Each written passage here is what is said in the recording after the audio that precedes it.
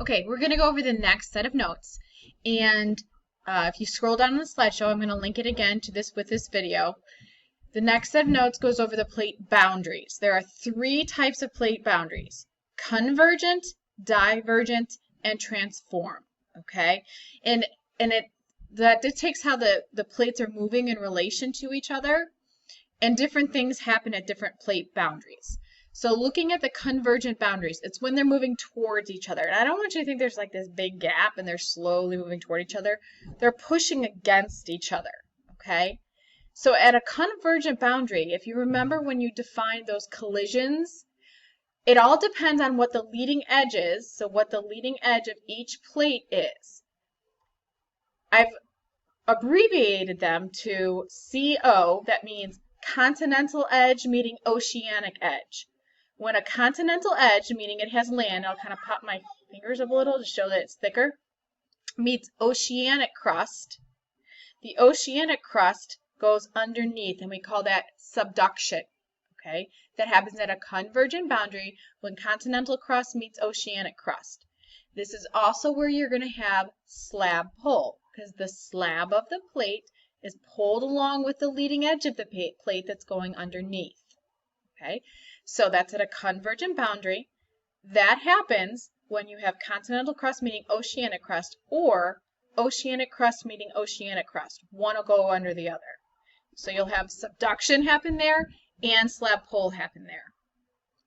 Another thing that can happen is when you have a leading edge of continental crust meeting a leading edge of continental crust, they don't one go under the other. They actually buckle upwards, and you get mountain range formed. Okay, so the map above these notes is showing you plate boundaries. The green are divergent boundaries, the red are convergent boundaries, and the black are transform. So convergent, divergent is moving away, and transform is they're sliding past. But it's not sliding like a smooth, easy motion. It's rock grinding against rock. So it's rough, it's jarring, it's earthquake inducing. And you'll see on this map that especially here in the divergent boundary that you have all through the middle of the Atlantic Ocean, it switches from green to black because that's where you have it going from vertical to horizontal. The horizontal is going to be a transform boundary because they're moving away from each other.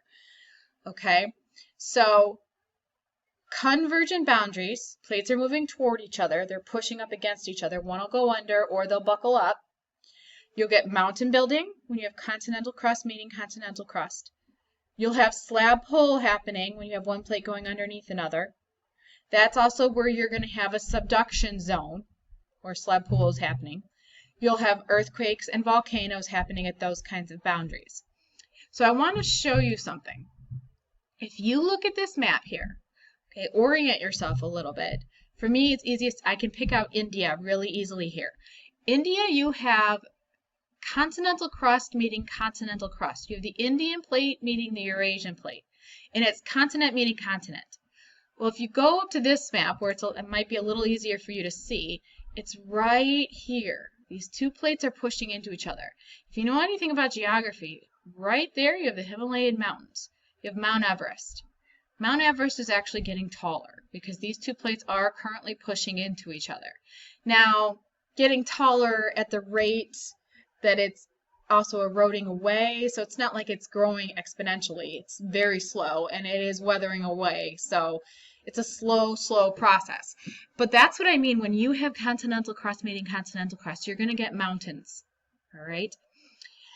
Then the next type of boundary you have is divergent. They're moving away from each other. And if you look at this map again, all through the middle of the Atlantic Ocean, those plates are moving away from each other. Also here at the Pacific Ocean, these are all moving away from each other. This plate here is known as the Nazca plate. You can see it here, Nazca plate. It's moving away from the Pacific plate at this boundary, but it's actually slamming into the South American plate here. And this is a place where you have the Nazca plate going underneath the South American plate. Here, at this boundary, this one's convergent, you have the Andes mountain range that is created because of a subduction zone happening right here. Okay, but over here on this side, you have all of this is divergent. It's moving away from each other. You do still have mountain ranges here. The middle of the ocean, that's a mid-Atlantic ridge. And if you remember, ridge push happens at a divergent boundary. This mountain range, the mid-Atlantic ridge, is happening because you have magma from the mantle coming up, pushing up and making this ridge. And then the two plates that are moving away from each other are kind of sliding down away from each other.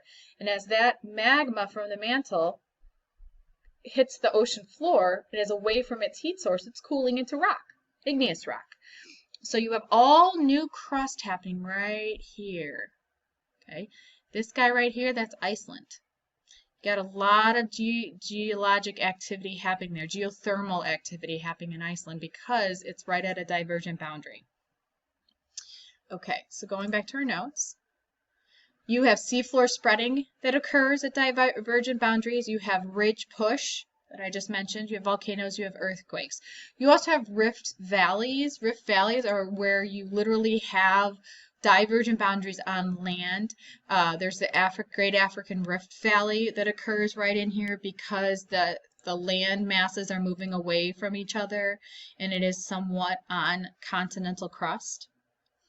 And finally, transform boundary. It's where plates grind past each other. Either they're moving toward or away, but they're grinding past. You'll have faults and earthquakes occurring there. So what I want you to remember here, the form that you're going to fill out that goes with these notes, part of it, it doesn't list divergent, transvergent, divergence, convergent, and transform. It lists divergent, transform, and then the three types of collisions. Those are convergent boundaries.